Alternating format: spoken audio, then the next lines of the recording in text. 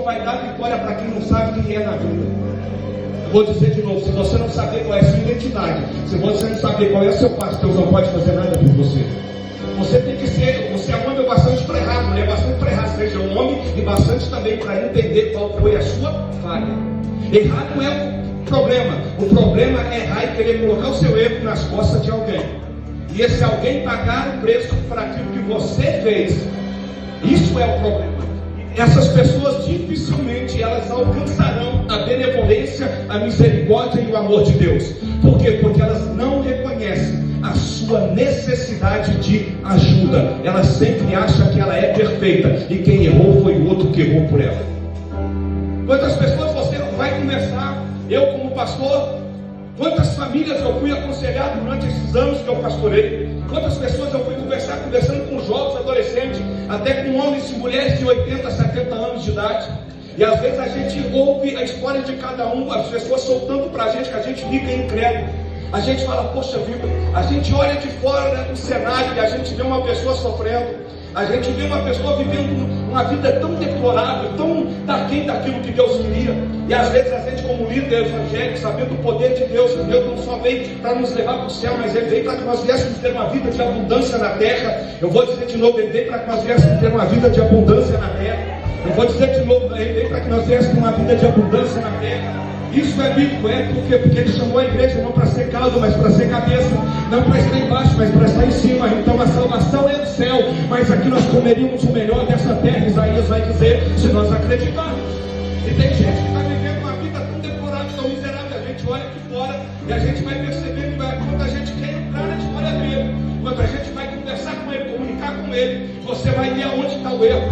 O erro não está porque ele não acertou, porque ele não é inteligente, porque ele não é capaz. Não, pelo contrário, tem pessoas super inteligentes, capazes, profissionais, mas tem uma vida de derrota. E a gente vai dizer, meu Deus, por que essa agressividade? É porque pessoas que, quando você conversa com ele, ele vai dizer, eu estou nessa situação porque fulano gerou isso, eu estou nessa situação porque ciclano gerou isso. Ele nunca traz para ele a responsabilidade, ele nunca traz para ele que ele foi o pivô do erro, porque a Bíblia vai dizer que não é o outro que estraga a nossa vida, e nós não pagamos pelo outro da nossa vida. A Bíblia vai dizer assim, do que se queixará o homem? O homem queixa dos seus próprios atitudes, dos seus próprios passos, porque a Bíblia vai dizer também, há caminho para o homem que parece perfeito, mas o final dele é caminho de morte. Enquanto a Bíblia está falando morte, ela não está falando só apenas do mundo espiritual, mas ela está falando da morte, do teu sonho, do teu projeto, da sua alegria. Tem coisas que eu e você escolhemos viver, e nós queremos então culpar alguém por nós estamos vivendo aquilo que nós escolhemos.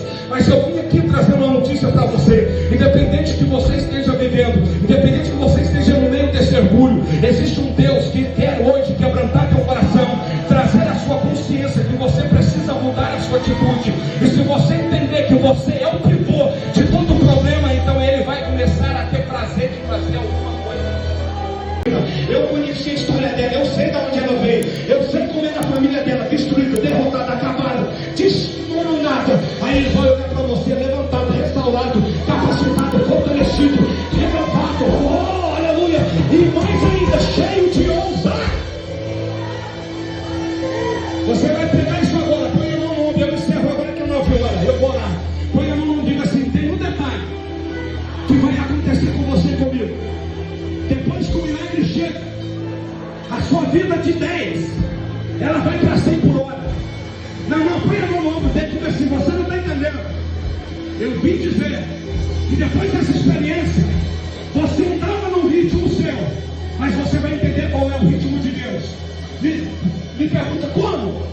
É simples, você vai entender que não existe barreira que Deus não pode ultrapassar por você. E se não existe barreira que Deus não pode ultrapassar por você, isso quer dizer, você pode soltar a marcha, meter velocidade, porque aonde você colocar a planta, Deus vai fazer ele soprar o nome. Chega na sala, aonde você colocar, aonde você acelerar, aonde você virar, Deus virará com você, fará por você, estará com você, reagirá por você, efetuará por você. E só quem pega essa palavra se levanta, adorando o nome dele nessa terça de ressurreição. Entrar em ação por você. Você pode jejuar, você pode ofertar, você pode fazer, mas se o seu orgulho é tão grande ele resiste dizendo, mesmo eu ouvindo, mesmo eu querendo, ele não reconhece que precisa. Então a oração dele chega até mim, eu ouço o clamor, eu vejo a lágrima, eu vejo a oferta, eu vejo o sacrifício, mas eu vou me sustentar aqui. Por quê? Porque ele faz isso apenas por fazer, não é de coração, não é de verdade. Então eu vou resistir a ele, mas a Bíblia vai dizer assim, tem gente que não tem como dar, não tem como ofertar, não tem como fazer, não tem força para sacrificar, mas tem um coração que todo dia está dizendo, Senhor, tenha misericórdia, porque a minha fraqueza é a minha pior derrota, a minha incapacidade é meu troféu, mas eu entendo que mesmo eu sendo incapaz, mesmo eu vivendo todo dia olhando pelo meu fracasso, eu sei que existe um Redentor e por certo, ele se levantará no tempo certo, para mim é o meu juízo. Ei, põe a mão no ombro e diga assim, você decide.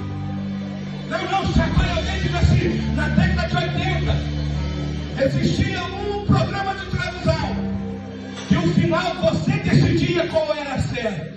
Diga assim, é a sua vida. Existe um filme da sua vida na sua frente. Você decide quem vai dar a última palavra na sua vida. É Deus, é você ou o diabo? A minha eu tenho certeza, é Deus. Cadê? Então levante a mão, chacoalha, diga assim, essa noite eu entendo que eu preciso reconhecer aonde eu tropeço, quanto eu falo e quanto eu peco. Senhor, perdoa-me por às vezes achar que eu sou bom demais, porque bom é o Senhor que veio e sendo bom morreu na cruz do Calvário por mim. Eu preciso da misericórdia. Quem precisa dela aqui, levante a mão, põe a mão no ombro dessa pessoa, diga assim, eu profetizo na sua vida com uma ação de mudança. Você será foco de Deus. Ele te conhece, sabe teu endereço, conhece a sua necessidade, sabe o que você precisa. E tem uma notícia para te dizer: ele deu o filho dele para morrer. E o filho dele falou assim: tudo quanto vocês pedissem em meu nome, ao Pai